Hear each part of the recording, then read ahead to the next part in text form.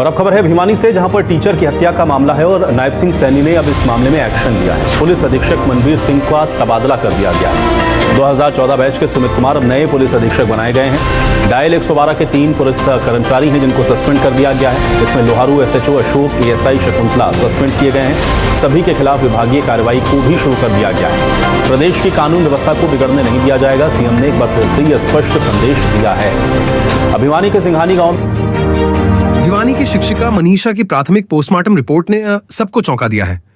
शिक्षिका मनीषा की हत्या में जिस क्रूरता को अंजाम दिया गया, उसने लोगों को स्तब्ध कर दिया है। रिपोर्ट के मुताबिक मनीषा की दोनों आंखें गायब थीं और भोजन व श्वास नली भी नहीं मिली। गर्दन को इस कदर धारदार हथियार से काटा गया कि केवल 5 सेंटीमीटर आहन ही बची थी। प्राथमिक पोस्टमार्टम रिपोर्ट में लिखा है कि गर्दन पर 19.5 सेंटीमीटर लंबा और 16 सेंटीमीटर चौड़ा गहरा घाव था। वारदात की जघन्यता से यह साफ हो गया है कि हत्या की साजिश बेहद योजनाबद्ध तरीके से रची गई थी। 4 पेज की यह रिपोर्ट पीड़ित पक्ष ने सार्वजनिक की है। वारदात के 4 दिन बाद भी आरोपियों की गिरफ्तारी न होने से लोगों में आक्रोश और बढ़ गया है। आंदोलन की आग भिवानी से निकलकर दादरी और हिसार तक फैल चुकी है। भिवानी के एसपी मनवीर सिंह समेत कई पुलिसकर्मियों पर कार्रवाई हो चुकी है, लेकिन गुस्सा कम नहीं हुआ।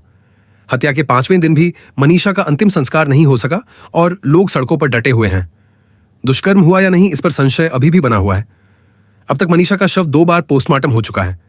प्राथमिक रिपोर्ट में बताया गया कि डीएनए सैंपल, वजाइनल स्वैब और अंडरगारमेंट समेत कुल 10 तरह के सैंपल जांच के लिए सुरक्षित किए गए हैं।